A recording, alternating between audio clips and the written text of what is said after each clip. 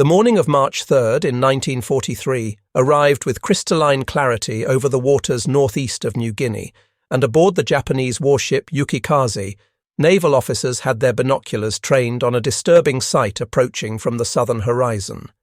12 twin-engined aircraft were racing toward their position, flying so impossibly low that the spinning propellers were actually creating visible disturbance patterns across the ocean surface itself. The officers counted and recounted what they were seeing, struggling to comprehend why American bombers would approach a heavily defended convoy at such suicidal altitude. Every piece of conventional military wisdom suggested this was tactical madness. What transpired in the quarter hour that followed would shatter Japanese naval confidence in the Southwest Pacific Theater completely and permanently. Within that brief window of time, 8 transport vessels loaded with nearly 7,000 desperately needed reinforcements would be transformed into burning hulks and sinking wreckage. 4 destroyer escorts that had successfully shepherded convoys across vast ocean distances since the attack on Pearl Harbor would be broken and sent to the bottom. Every assumption the Imperial Japanese Navy held regarding air-to-sea combat would descend into the depths of the Bismarck Sea, alongside approximately 2,900 Japanese military personnel. The Japanese command structure had no knowledge of what these particular bombers actually represented. These were not standard B-25 Mitchell medium bombers conducting ordinary operations. These aircraft had been radically transformed into flying weapons platforms by an unconventional engineer named Paul Gunn, who everyone called Pappy. Each plane now bristled with 8 forward-pointing 50-caliber machine guns. The engagement about to unfold in the Bismarck Sea would prove conclusively that American innovative thinking had produced something the Japanese military establishment literally could not imagine existing.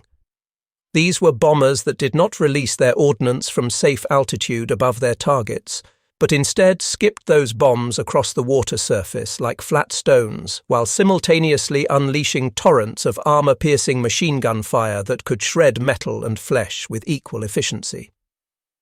The convoy that had departed from Rabaul shortly after midnight on the 1st of March in 43 represented the final significant effort to reinforce positions at Leh using surface naval vessels. General Hitoshi Imamura, commanding the 8th Area Army, required these reinforcements with desperate urgency if he hoped to maintain Japanese control over New Guinea, which served as the ultimate defensive barrier protecting the southern approaches to the Japanese Empire itself. The escort force under Rear Admiral Masatomi Kimura consisted of 8 destroyers, each one a battle-tested veteran of countless Pacific operations. The destroyers Shirayuki, Shikinami, Uranami, Tokitsukaze, Yukikaze, Asashio, Arashio, and Asagumo formed a protective screen around 8 transport ships carrying the precious cargo of men and materials. The transports Ayomaru, Kenbu Maru, Kyokusei Maru, Oigawa Maru, Shinai Maru, Taimei Maru, Teiyo Maru, and the naval auxiliary vessel Nojima were loaded with the entire 51st Division, some 6,900 elite combat troops, along with enough supplies and ammunition to sustain the Leh garrison through months of anticipated fighting. Every detail of the convoy's departure timing had been calculated with meticulous precision.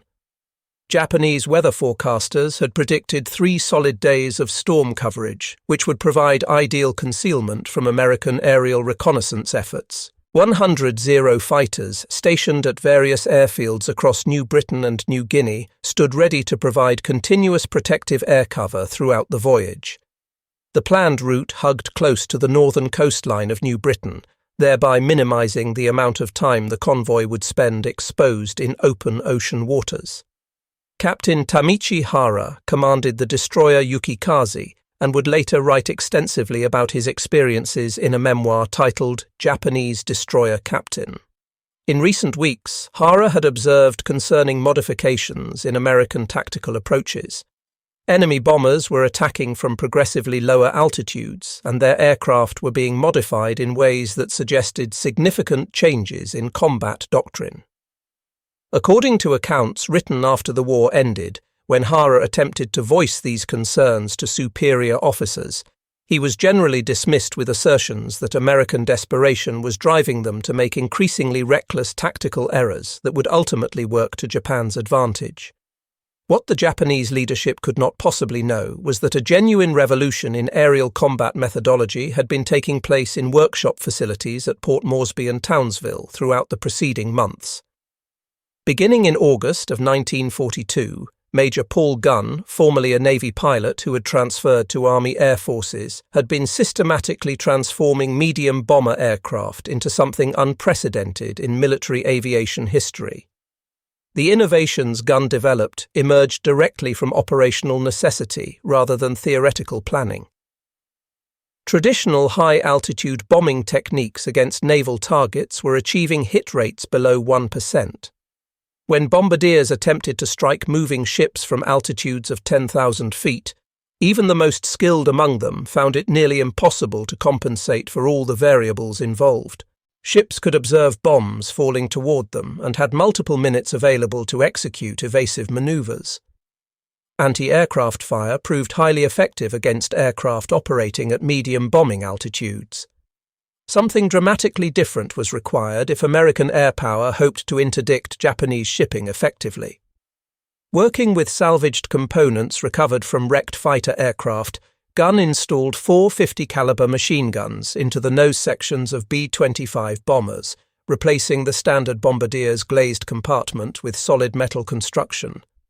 He added 4 additional guns mounted in packages positioned below the cockpit area, bringing the total to 8 forward-firing weapons. Each individual gun was capable of firing 850 rounds per minute of armor-piercing ammunition that travelled at velocities approaching 3,000 feet per second. When all 8 guns fired simultaneously, a single B-25 could project 6,800 bullets per minute in a concentrated stream of devastating firepower. Major Ed Larner commanded the 90th Bomb Squadron, which was part of the 3rd Bomb Group, and his unit had devoted weeks to perfecting what became known as skip bombing technique. Flying at altitudes of 200 feet or even lower, pilots would release 500-pound bombs equipped with specially configured delay fuses that would cause the weapons to skip across the water surface before slamming into ship hulls below the waterline. The fuses were carefully set to detonate after 4 to 5 seconds, just enough time for the attacking bomber to clear the blast radius of its own weapon. This technique had been practiced repeatedly on the wreck of the SS Pruth, which lay in Port Moresby Harbour and served as a training target until crews could consistently achieve hits with acceptable accuracy. Through extensive trial and experimentation, optimal parameters were established for successful skip bombing attacks. The ideal altitude range was 200 to 250 feet above the water surface. Airspeed should be maintained between 200 and 250 miles per hour. Bombs should be released when the aircraft was positioned 60 to 100 feet from the intended target. The protective storm cover that Japanese meteorologists had predicted for the convoy began breaking apart earlier than forecasted. At 10 in the morning on March 2nd, a B-24 Liberator conducting routine reconnaissance operations spotted the convoy through an unexpected gap in the cloud coverage. Within a matter of hours, 28 B-17 Flying Fortresses from the 43rd Bombardment Group were airborne and heading toward the convoy from their base at Port Moresby. The B-17S conducted their attack from 7,000 feet altitude, which was lower than their typical bombing altitude, but still positioned them above the effective range of most anti-aircraft weaponry. They bracketed the convoy formation with 1,000-pound demolition bombs. At approximately 2:45 in the afternoon, the transport vessel Kyokusei Maru absorbed direct hits on her forward cargo compartments. Fires spread rapidly to ammunition storage areas, forcing the ship's crew to abandon vessel. Approximately 900 soldiers were evacuated from the burning transport and transferred to the destroyers Yukikaze and Asagamo. These 2 destroyers, now dangerously overloaded with rescued personnel, raced ahead at maximum speed toward Leh, where they deposited their human cargo before returning to rejoin the convoy formation early on March 3rd.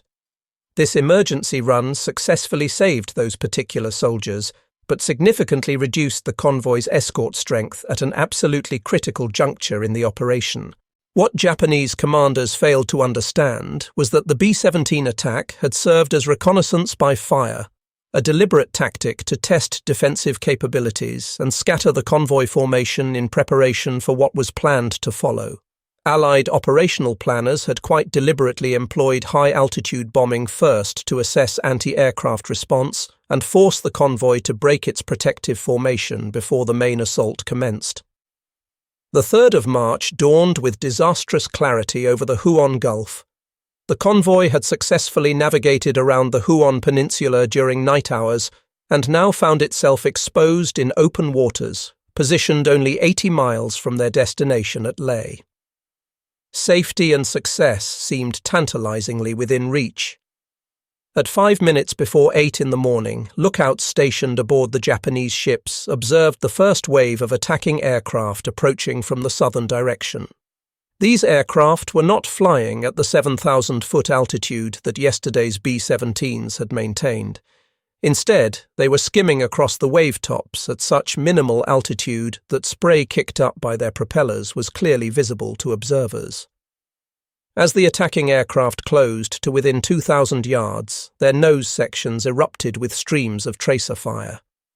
8 separate lines of bullets from each modified B-25 converged on Japanese anti-aircraft gun positions.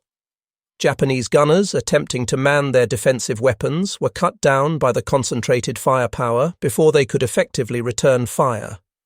Those who managed to take cover found themselves unable to properly defend their vessels while pinned down by the relentless strafing. Following behind the strafing B-25s came Royal Australian Air Force Beaufighters from No. 30 Squadron, adding their own devastating contribution to the assault with 4 20mm cannons and 6.303 machine guns per aircraft. The combined firepower from American and Australian aircraft proved absolutely overwhelming, systematically suppressing anti-aircraft defensive positions across the entire convoy formation. At precisely 10 o'clock in the morning, Major Ed Larner led 12 B-25s from the 91st Bomb Squadron into their attack run. Flying in formations of 3 aircraft at 200 feet altitude, they bore down on the convoy at speeds of 250 miles per hour. This represented the culminating moment that months of intensive training had prepared them to execute. The lead bomber released its bomb approximately 300 yards from the transport ship Shinai Maru. The bomb impacted the water surface, skipped twice across the waves, and slammed into the ship's hull just above the waterline with tremendous force. 4 to 5 seconds after release, exactly as the delay fuse timing was designed to function, the bomb detonated inside the cargo hold, literally ripping the vessel apart from internal explosion. The transport Kenbu Maru, heavily loaded with drums of aviation fuel, absorbed a skip bomb amidships. The resulting explosion ignited her volatile cargo, creating a massive fireball that rose 500 feet into the tropical air. The ship disintegrated in mere seconds, leaving only burning debris scattered across the water surface. The Ayomaru absorbed multiple direct hits in rapid succession from different attacking bombers. Her hull was opened like someone had used a can opener on thin metal. The Oigawa Maru, desperately attempting to maneuver away from the attacking aircraft, took bomb impacts from 2 different B-25s simultaneously. Her back was broken by the explosions, causing the vessel to jackknife in the middle and sink within a matter of minutes. The destroyer Asashio, under the command of Captain Yasuo Sato, attempted to position herself between the attacking bombers and the vulnerable transport ships. She was immediately bracketed by 3 B-25s executing coordinated attacks. Skip bombs slammed into her engine room compartments while thousands of machine gun bullets swept across her deck spaces, killing virtually everyone exposed above deck. Dead in the water and burning from multiple fires, she became a stationary target for subsequent attack waves that followed. By 10:15 in the morning, exactly 15 minutes after Major Larner's squadron had released their first bombs, 7 of the 8 transport vessels were either already sunk or in the process of sinking. 3 destroyers, specifically the Asashio, Arashio, and Tokitsukaze, had sustained mortal damage and would not survive. The Shirayuki would eventually sink later in the day. The convoy had completely ceased to exist as any kind of organized fighting force. The destruction of the vessels themselves represented only the beginning of an unfolding tragedy. Thousands of Japanese soldiers, many of whom had never learned to swim properly, were thrown into the oil-covered waters of the Huon Gulf without warning or preparation. Those soldiers who possessed swimming ability faced a horrible choice between attempting to reach the New Guinea coastline through shark-infested waters with dangerous currents, or clinging to floating debris while hoping desperately for rescue that might never arrive. The destroyer Shikinami, one of the few escort vessels still capable of operating, began pulling survivors from the water as quickly as possible. Captain Masamichi Ueno's crew worked frantically, hauling men aboard as fast as their strength allowed. They managed to save approximately 300 men in the first hour of rescue operations. Then American aircraft returned for follow-up attacks. The subsequent attacks on March 4th specifically targeted lifeboats and rafts carrying survivors. Machine gun bullets churned the sea surface into foam. Life rafts disintegrated under concentrated fire from multiple aircraft. PT boats also participated in operations to prevent Japanese survivors from successfully reaching shore, following explicit orders to ensure enemy soldiers could not reinforce the garrison at Leh. For Japanese military observers who managed to survive the engagement, the attack revealed devastating truths about American capabilities. The skip bombing technique, which had been developed and perfected in just a few months of intensive experimentation, had no corresponding counter-tactic anywhere in Japanese military doctrine. Ships could not depress their anti-aircraft gun barrels sufficiently to engage aircraft flying at mast height. Torpedoes could not be aimed at aircraft targets. Traditional anti-aircraft defensive doctrine proved completely useless against this new form of attack. The firepower carried by the B-25s proved particularly shocking to Japanese observers. Standard Japanese fighters typically carried 2 7.7mm machine guns, occasionally supplemented by 20mm cannons for additional punch. These American bombers carried 8 50 caliber machine guns, representing the combined firepower of multiple fighter aircraft, all aimed in a single direction, all controlled by one trigger under the pilot's finger. Even more disturbing than the raw firepower was the level of coordination displayed throughout the engagement.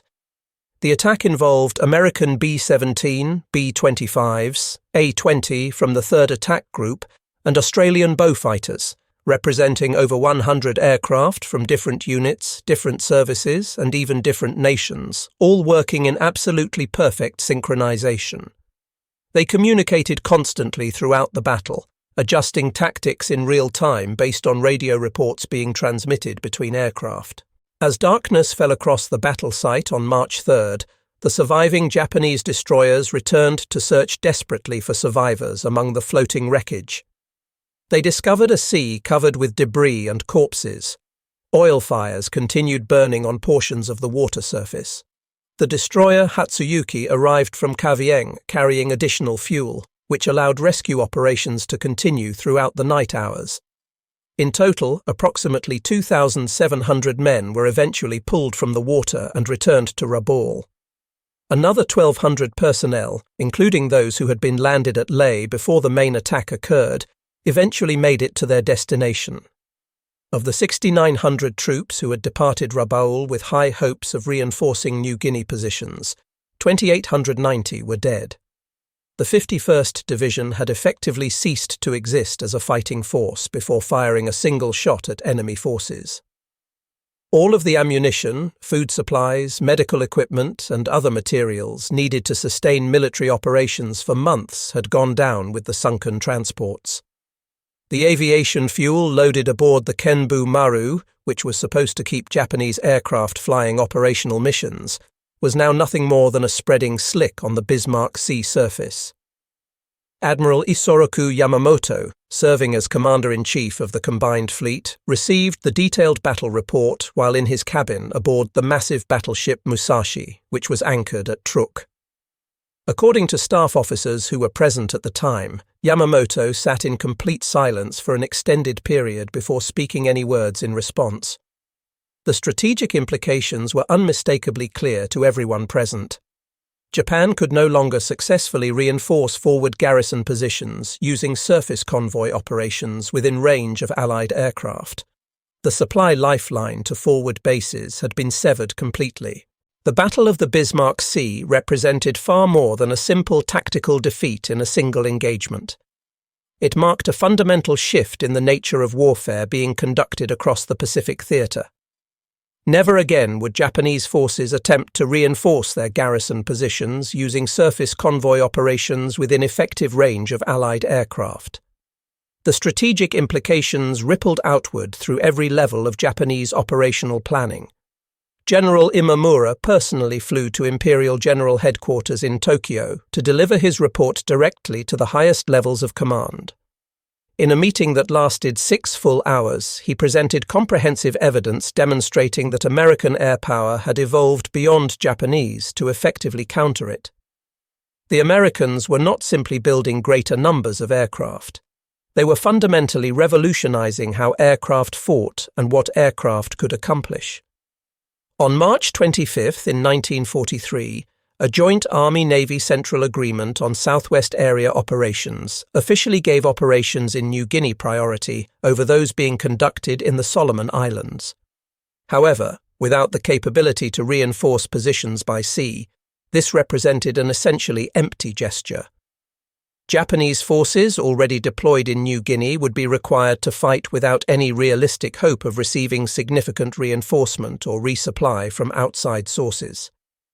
For American forces, the victory validated 2 full years of innovation, adaptation, and systematic improvement. General George Kenney, commanding the 5th Air Force, had successfully transformed his organization from a traditional bombing unit into something genuinely unprecedented in military history, an aerial navy capable of controlling sea lanes without requiring any actual ships. Major Ed Larner, whose 91st Squadron had led the devastating skip bombing attack, received the Distinguished Service Cross for his exceptional leadership during the engagement. The official citation praised his extraordinary achievement in leading the attack that destroyed the convoy so comprehensively. Tragically, Larner died just 58 days later on April 30th in 1943, when his B-25 crashed during landing approach at Dobodura Airfield. He had survived 87 combat missions, only to die in what should have been a routine landing accident. North American Aviation Company immediately began incorporating Gunn's field modifications into standard factory production processes. By late 1943, B-25G models were rolling off assembly lines with built-in forward firepower, including even a 75mm cannon, though the cannon ultimately proved less practically useful than multiple machine guns in actual combat conditions. The B-25H model would eventually carry 14 forward-firing machine guns. The B-25J could be configured with 18 guns total, making it one of the most heavily armed aircraft in the entire war. Beyond the strategic and tactical implications, the Battle of the Bismarck Sea represented profound human tragedy on a massive scale.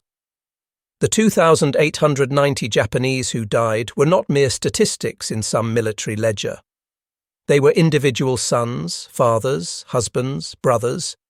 Many had been conscripted from civilian occupations as farmers, clerks, students, people who barely understood the war they had been drafted to fight. The American pilots who conducted the mission understood the military necessity of preventing enemy soldiers from reaching shore to reinforce garrison positions, but this understanding did not make the actions any easier to bear psychologically. Some aircrew members reported experiencing nightmares about the strafing missions for many years afterward. The demonstrated success at Bismarck Sea triggered an acceleration of American tactical innovation across all theaters.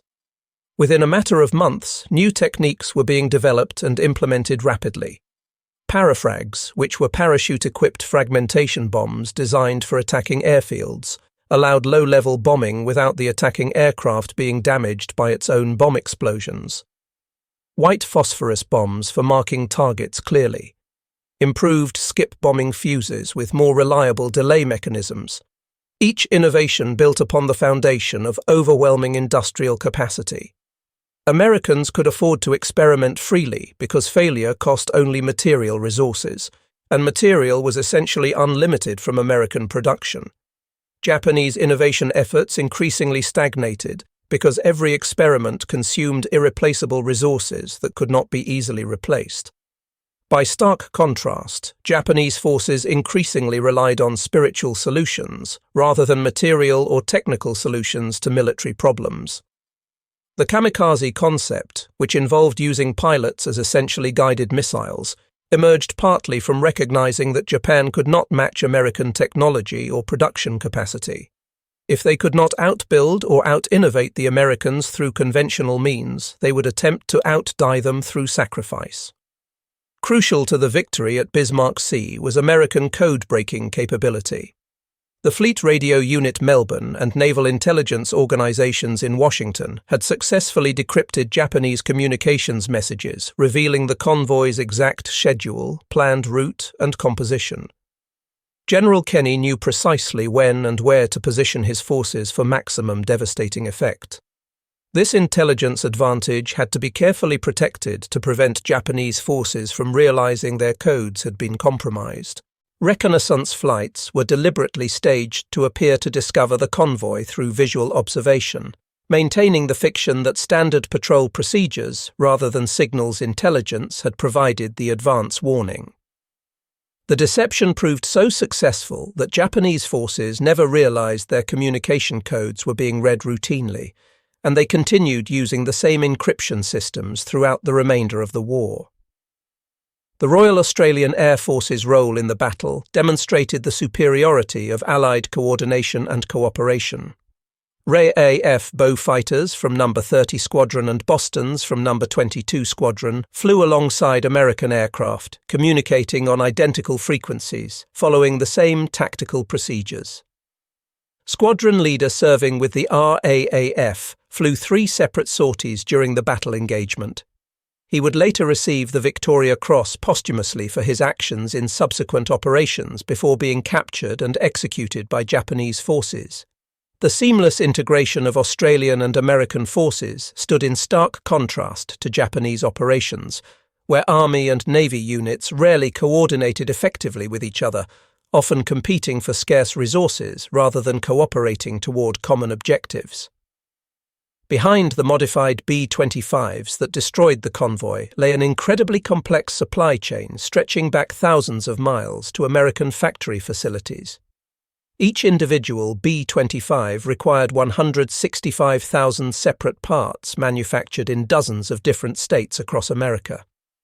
The .50 caliber ammunition they fired was produced in manufacturing plants scattered from Connecticut to California, with billions of rounds manufactured during the war years. The skip bombing technique required special delayed action fuses manufactured by the millions in American munitions plants spread across the country. The aviation fuel for training flights came from Texas oil fields and Louisiana refineries. Replacement parts for damaged aircraft arrived weekly by ship transport from the United States mainland. This entire supply chain operated smoothly while America was simultaneously fighting in Europe, supplying Britain and the Soviet Union with materials, and maintaining forces scattered across the vast Pacific theater. The Japanese convoy destroyed at Bismarck Sea represented Japan's absolute maximum effort to reinforce New Guinea positions. The forces that destroyed it constituted a tiny fraction of total American production capability. The American pilots who devastated the convoy had averaged 400 flight hours of training before entering combat operations. They had practiced skip bombing techniques for weeks, using virtually unlimited quantities of fuel and ammunition for training purposes. Each pilot had dropped dozens of practice bombs before the actual mission. By sharp contrast, Japanese pilots entering combat in 1943 increasingly did so with less than 100 hours total flight time. Fuel shortages meant minimal training opportunities. The veteran pilots who might have provided instruction to newcomers were mostly dead, killed by the brutal mathematics of American industrial production. New Japanese pilots were essentially flying students being thrown into combat against experienced American aviators who had survived dozens of missions.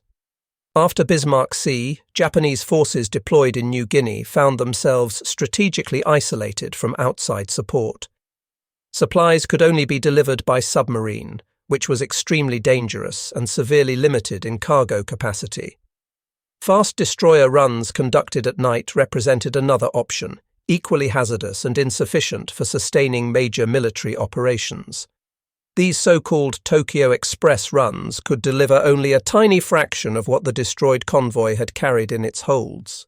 Japanese commanders turned to using barges, attempting to creep along coastal areas at night with supply loads. These became priority targets for PT boats and modified B-25s equipped with radar systems for night hunting operations. By June of 1943, Japanese forces in New Guinea were subsisting on half rations. By September, they were eating grass, tree bark, roots, anything remotely edible. The army that had conquered Singapore with seemingly unstoppable momentum was literally starving to death in the jungle, defeated not primarily by bullets but by interdiction, the systematic cutting of supply lines through overwhelming air power. For Japanese military culture, which was rooted in centuries of samurai tradition emphasizing personal combat prowess and individual heroism, the industrialized slaughter at Bismarck Sea represented something incomprehensible. Ships destroyed by aircraft they could not effectively engage. Soldiers killed by bombs skipped across water. Victory achieved through industrial production rather than warrior spirit. Japanese forces would increasingly resort to suicidal tactics throughout the remainder of the war. Banzai charges, kamikaze attacks, seeking meaningful death in the face of mechanized killing they could not overcome through traditional means. Americans would respond with ever more firepower, more technology, more industrial solutions to military problems. The gap between traditional warrior culture and industrial warfare would only continue widening. Papigun had installed cameras in the tail sections of modified B-25s, activated automatically when bombs were released from the aircraft. These cameras captured the destruction of the convoy in devastating photographic detail: ships exploding, capsizing, burning, sinking. The photographs provided unprecedented documentation of the battle's effects and served multiple important purposes simultaneously. They provided accurate battle damage assessment, allowing intelligence officers to verify pilot claims of ships destroyed with photographic evidence. They became invaluable training aids, showing future pilots exactly how skip bombing worked under actual combat conditions. They served as powerful propaganda tools, demonstrating American military power to allies and enemies alike. The Japanese possessed no equivalent photographic capability, relying instead on pilot reporting, which was often inaccurate in the confusion and heat of actual combat conditions. The B-25s that destroyed the convoy had been flying continuously for months in the incredibly harsh environmental conditions of New Guinea: tropical heat, humidity that bred corrosion on metal surfaces, coral dust that abraded engines and mechanical components. Yet mechanical failures during the actual mission were remarkably rare. American engines were deliberately over-engineered, built with power reserves that allowed them to continue functioning even when not perfectly maintained. Japanese aircraft by 1943 were increasingly being grounded for extended periods due to lack of spare parts, while American aircraft flew daily missions with remarkable reliability. During the battle engagement, American and Australian aircraft communicated constantly via radio transmissions. Pilots reported target locations to each other, warned of fighter attacks, coordinated approaches to maximize effectiveness. This real-time information sharing multiplied combat effectiveness exponentially, allowing aircraft to support each other and exploit tactical opportunities as they emerged during the fluid combat situation. Japanese communications were minimal and often completely non-functional. Radio equipment proved unreliable under combat conditions. Frequencies were not standardized between different military services. Radio discipline was generally poor. Ships and aircraft often fought in complete isolation, unable to coordinate effectively or warn each other of emerging threats. American pilots flew into battle, knowing that if they were shot down and wounded, they possessed excellent chances of survival and recovery. Blood plasma, morphine, sulfur drugs, and eventually penicillin were standard items in American medical kits. Medical evacuation by aircraft was routine procedure, with wounded pilots often arriving in hospital facilities within hours of being shot down and rescued. Japanese soldiers and sailors knew that serious wounds likely meant death. Medical supplies were desperately short even before the convoy's destruction. The medicines that might have saved wounded lives were now resting at the bottom of the Bismarck Sea. This knowledge fundamentally affected morale. American pilots flew with confidence in their equipment and support systems, while Japanese forces fought with the desperation of men who knew they were expendable. The Battle of the Bismarck Sea cost Japan ships and aircraft it absolutely could not afford to lose under any circumstances. The 8 transport vessels represented many months of production from Japanese shipyards already strained far beyond sustainable capacity. The destroyed supplies and ammunition represented significant portions of total Japanese production that could not possibly be replaced quickly. For America, the battle was economically insignificant in the larger picture. The ammunition expended was replaced within days from massive stockpiles. The few aircraft lost were replaced within hours from reserves. American factories were producing 100,000 aircraft annually by 1943, nearly 300 per day on average. The fuel burned in training exercises and combat operations was essentially a rounding error in total American petroleum production capacity. The Battle of the Bismarck Sea reverberated through the remainder of the entire Pacific War. It proved conclusively that air power could control sea lanes effectively without requiring naval vessels. It demonstrated that industrial innovation could create entirely new forms of warfare faster than enemies could develop effective counters. For Japanese forces deployed across the Southwest Pacific, it marked the beginning of the end of any realistic hope. Cut off from reinforcement and resupply, they would fight a series of increasingly desperate holding actions, each ending in either annihilation or slow starvation. The island-hopping strategy became genuinely viable because Japanese garrisons could be isolated and bypassed completely, left to wither without supplies, while American forces advanced toward Japan itself. The success at Bismarck Sea dramatically accelerated B-25 development programs. The B-25G model, entering active service in late 1943, carried a massive 75mm cannon, the largest weapon ever mounted on a twin-engine bomber aircraft. Though the cannon ultimately proved less practically useful than multiple machine guns in actual combat, it demonstrated American willingness to experiment boldly with unconventional weapons. Each design iteration reflected lessons learned from combat and the industrial capability to implement changes rapidly. Post-war analysis of captured Japanese documents revealed how thoroughly the Bismarck Sea defeat had shaken Japanese strategic confidence at the highest levels. Intelligence reports from the combined fleet emphasized American material superiority rather than tactical or operational superiority, representing a significant shift from earlier assessments that had attributed American successes primarily to luck or Japanese tactical mistakes. One captured intelligence report stated explicitly that the enemy's production capacity allowed them to implement new tactical innovations faster than effective counters could be developed and deployed. This recognition of fundamental industrial disadvantage marked a dramatic shift in Japanese strategic thinking at command levels. After Bismarck Sea, Imperial General Headquarters conducted a comprehensive review of overall Japanese strategy in the Southwest Pacific Theater. The conclusions reached were deeply sobering for anyone who read them honestly. Surface reinforcement of forward base positions was no longer operationally possible. American air power had achieved operational supremacy that could not be contested. The industrial gap was widening progressively, not narrowing. Traditional naval superiority had become strategically irrelevant if ships could not survive concentrated air attack.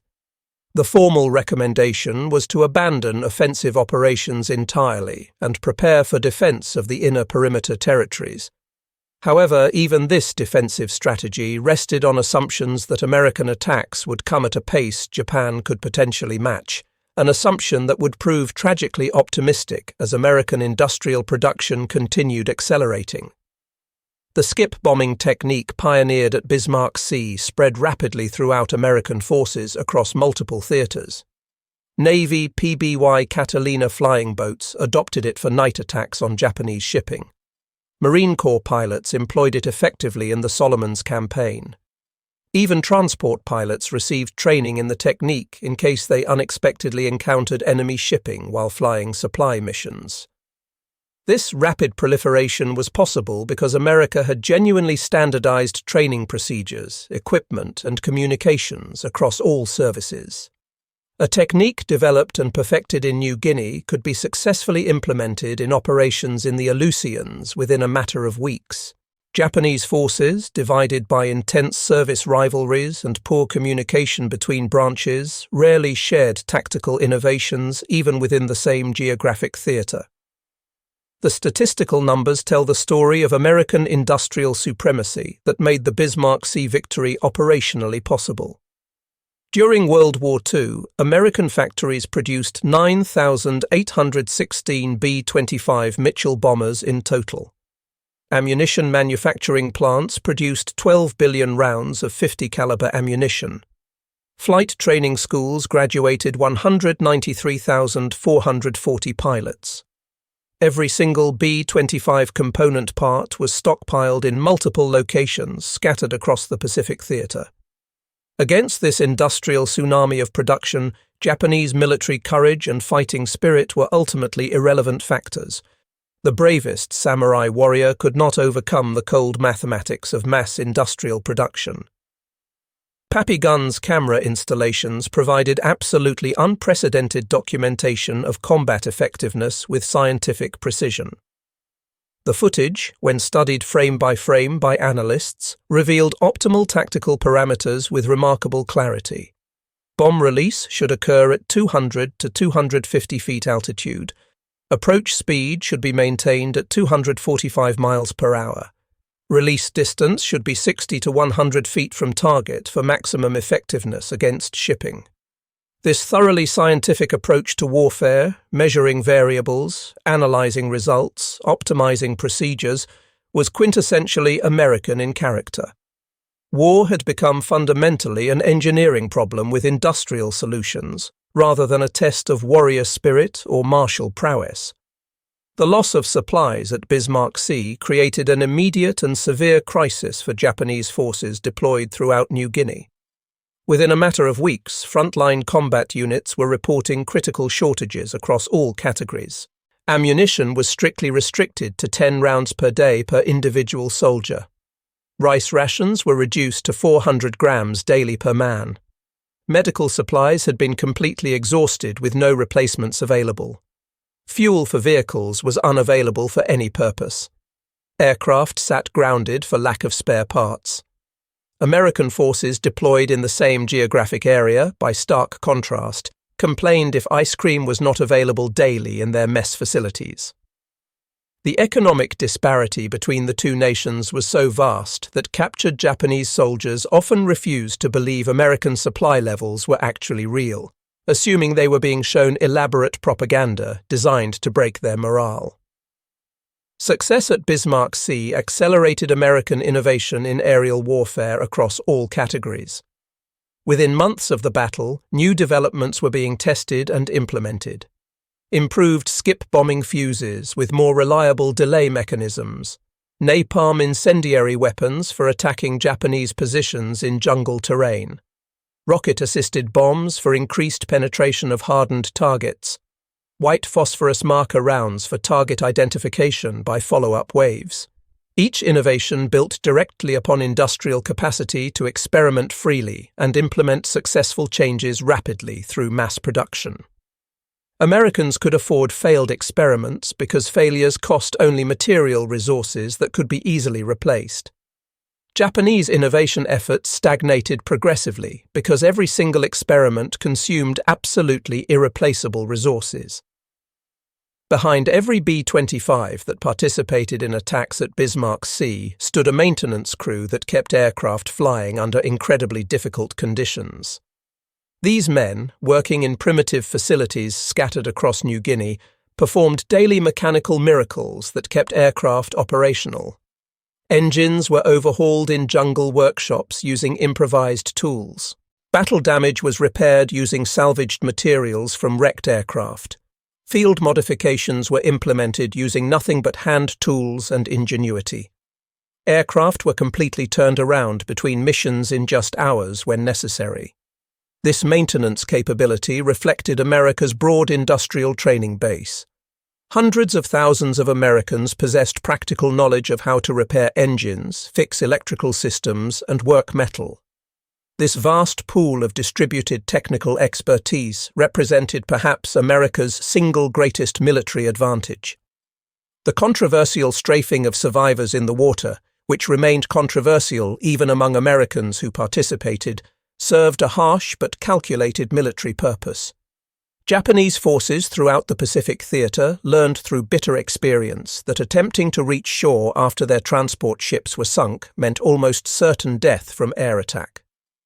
This psychological impact extended far beyond the immediate battle, profoundly affecting Japanese morale in future naval engagements. General Douglas MacArthur publicly called Bismarck Sea the decisive aerial engagement in the entire Southwest Pacific Theater. His official communiqué claimed somewhat inflated Japanese losses, but the fundamental strategic impact fully justified his obvious enthusiasm about the results. Air power had conclusively proven it could interdict sea lanes just as effectively as submarines or surface naval vessels. Admiral Yamamoto, carefully reading the detailed battle reports, made what would prove a fateful personal decision. He would personally visit forward bases to boost morale that had been shattered by the defeat. This decision, driven by depression following Bismarck Sea, would lead directly to his death on April 18th in 1943. When American codebreakers learned of his travel itinerary and P-38 Lightning fighters intercepted his transport aircraft over Bougainville, shooting him down and killing him. American forces institutionalized the tactical lessons of Bismarck Sea with remarkable speed. Within mere weeks of the battle, training manuals were being updated with skip bombing techniques. New pilots were practicing low-level attacks at training bases. Tactical doctrine was being systematically revised to place greater emphasis on anti-shipping operations. The Army Air Force's Tactical Center conducted exhaustive analysis of every aspect of the battle, producing detailed analytical reports that were distributed throughout the Pacific Theater. Japanese institutional learning was severely hampered by deep systemic problems throughout the military structure. Intense service rivalries prevented honest analysis of what had actually occurred. Army and Navy branches blamed each other rather than examining fundamental weaknesses in doctrine or capability. Face-saving cultural concerns obscured recognition of failures. By the time Japanese forces finally developed partial tactical counters to skip bombing techniques, American innovation had already moved forward to entirely new tactics. The B-25 modifications that had proved so devastatingly successful went into mass production with remarkable speed. North American Aviation's factory facilities in Kansas City and Inglewood retooled their production lines within a matter of weeks. By late 1943, new B-25s were coming directly from the factory floor with 8 to 14 forward-firing machine guns as standard equipment, reinforced nose structure specifically designed for gun installation, upgraded engines optimized for low-level performance characteristics, improved armor protection for crew members, and built-in camera installations for battle damage documentation. This rapid transition from field modification to standardized mass production perfectly exemplified American industrial flexibility that Japan simply could never hope to match. After Bismarck Sea, American bomber crew training programs incorporated low-level attack techniques as completely standard curriculum at all training facilities. Pilots practiced skip bombing at training bases scattered across Texas and Arizona, using target ships positioned in the Gulf of Mexico and California's Salton Sea. This training was extraordinarily fuel-intensive by any standard. Each individual pilot consumed thousands of gallons of aviation fuel simply learning the technique through repetitive practice, but America could easily afford this expenditure. By 1943, American refineries were producing 1.5 billion gallons of aviation fuel annually, while Japan desperately struggled to import enough fuel to keep its operational fleet running at all. Several B-25s returned from Bismarck Sea carrying significant battle damage from anti-aircraft fire. Holes from shell fragments, damaged control surfaces, shot up engines. Within 72 hours, every single damaged aircraft was flying operational missions again, repaired using aluminum patches fabricated in field workshops, engines replaced using improvised lifting equipment, control cables spliced together with salvaged materials, fuel tanks patched with rubber recovered from destroyed Japanese equipment. Japanese aircraft sustaining similar levels of damage would have been immediately written off as total losses, cannibalized for spare parts if anything remained salvageable. The delayed action fuses that made skip bombing operationally possible represented marvels of precision engineering, manufactured to tolerances measured in thousandths of inches. They had to survive the tremendous impact of hitting water at speeds exceeding 200 miles per hour. Function reliably after multiple skips across wave surfaces. Detonate at precisely the correct moment to maximize damage. American factories produced these precision fuses by the millions, with each individual unit tested and certified before shipment. Japanese fuses, by sharp comparison, had failure rates exceeding 20% by 1943 due to quality control problems and chronic material shortages. American aircraft located the Japanese convoy precisely when and where expected, despite challenging weather conditions and vast distances involved. This reflected clear superiority in multiple areas of navigation training. American pilots averaged 400 hours of flight time before entering combat operations. Navigation equipment included accurate compasses and reliable instruments. Map quality was excellent, based on detailed charts from comprehensive pre-war surveys. Weather forecasting provided meteorological support that had accurately predicted the clearing weather. Japanese navigation increasingly relied on simply following lead aircraft or using coastal landmarks for reference, which severely limited operational flexibility. American intelligence services had known about the convoy well in advance through successful code-breaking operations, but this secret had to be carefully protected. Reconnaissance flights were deliberately staged to appear to discover the convoy through routine visual observation, maintaining the essential fiction that standard patrol procedures rather than signals intelligence had provided advance warning. The deception proved so completely successful that Japanese forces never realized their communication codes were being routinely read by American cryptographers, and they continued using identical encryption systems that Americans could decrypt easily. The 1,200 Japanese soldiers who eventually reached Leh discovered a garrison already subsisting on severely reduced rations. The supplies that were supposed to sustain operations for months had been destroyed at sea. Within a matter of weeks, Japanese forces were desperately foraging for anything edible in the surrounding jungle. Disease became epidemic throughout the garrison. Malaria, dysentery, tropical ulcers, malnutrition progressively decimated units. By June of 1943, the effective combat strength of Japanese forces deployed at Leh had been reduced by 60% through disease and starvation alone, without significant combat action. American pilots flying at Bismarck Sea were operating under limited combat tour policies, typically 50 missions or 6 months of combat duty, before rotating home to train new pilots and share combat experience. This systematic approach preserved hard-won expertise and disseminated tactical lessons throughout the entire force structure. Veterans became instructors at training facilities, passing combat techniques to the next generation of pilots entering the war. Japanese pilots flew continuous combat operations until they were killed. The expertise gained at terrible cost over months or years was lost forever when experienced pilots died. By late 1943, most genuinely experienced Japanese pilots were dead, and their replacements were increasingly poorly trained novices being sent into combat against American veterans who had survived dozens of missions. The Battle of the Bismarck Sea represented a remarkable convergence of multiple American technological advantages operating simultaneously.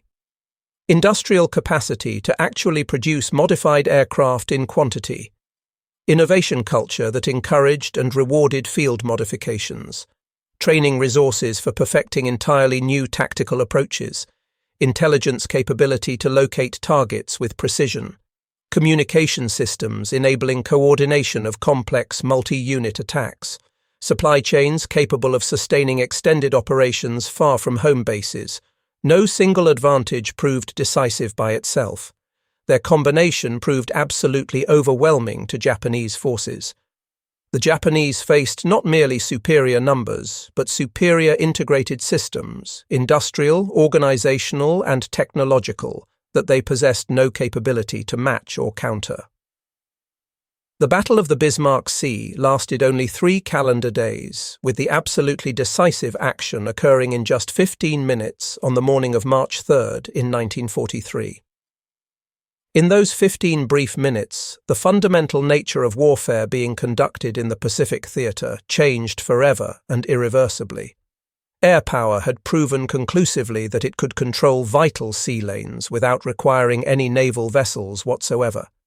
Industrial innovation had demonstrated it could create entirely new forms of warfare faster than enemies could possibly develop effective counters. American production had shown that sheer quantity, when properly applied with sound tactics, possessed a quality all its own. For the Japanese military, Bismarck Sea represented far more than a simple tactical defeat in one engagement. It constituted definitive proof that their entire philosophical approach to modern warfare had become completely obsolete. Courage, warrior spirit, martial tradition, none of these meant anything substantial against modified B-25s carrying 8 machine guns and skip bombs. They were fighting a war against machines and integrated industrial systems they simply could not match regardless of sacrifice or determination. For American forces, Bismarck Sea validated years of systematic preparation and continuous innovation. Pappy Guns field modifications, originally developed with salvaged parts and simple hand tools in primitive jungle workshops, had proven more operationally effective than any purpose-built weapon system. The marriage of characteristically American ingenuity with overwhelming industrial capacity had produced an entirely new form of warfare that Japan possessed absolutely no capability to counter effectively. The battle's strategic legacy extended far beyond the immediate Southwest Pacific theater of operations. It demonstrated definitively that in modern industrialized warfare, industrial production capacity was fundamentally equivalent to military capacity itself. The nation that could build the most equipment, train the most personnel, innovate the fastest, and adapt most quickly to changing conditions would ultimately prevail in extended conflict. Traditional military virtues like courage, loyalty, and self-sacrifice remained genuinely important, but they were no longer sufficient by themselves to guarantee victory. In 15 minutes over the Bismarck Sea, 8 modified bomber aircraft accomplished what the entire Imperial Japanese Navy could not prevent despite their best efforts. They systematically cut Japan's supply lines and doomed Japanese forces in New Guinea to eventual starvation and inevitable defeat. Those 15 minutes marked the precise moment when industrial warfare definitively replaced traditional military concepts throughout the Pacific theater. The Japanese soldiers and sailors who witnessed the attack and could not believe what they were seeing were absolutely right to feel incredulous. They were witnessing something that should not have been possible according to everything they understood about naval warfare doctrine. But American industrial innovation had transformed the impossible into routine procedure, the previously unthinkable into standard operating practice. The Battle of the Bismarck Sea stands throughout history as definitive proof that in modern warfare, the nation with superior factories defeats the nation with braver soldiers. It remains a lesson written in flame and destruction across the waters of the Huon Gulf, a lesson that would define the remainder of the Pacific War completely. In the age of industrial warfare, production capacity equals power, innovation equals strategy, and the assembly line proves ultimately mightier than any sword. The Japanese officers could not believe it when modified B-25 bombers destroyed 8 transport ships in just 15 minutes of coordinated attack. By the time they fully accepted this new reality, it was already far too late to matter. The war had been lost, not in those 15 minutes of visible destruction, but in the preceding years of industrial preparation and systematic innovation that made those 15 minutes operationally possible. The Battle of the Bismarck Sea simply represented the moment when that long-prepared victory became undeniably visible to everyone who witnessed it unfold.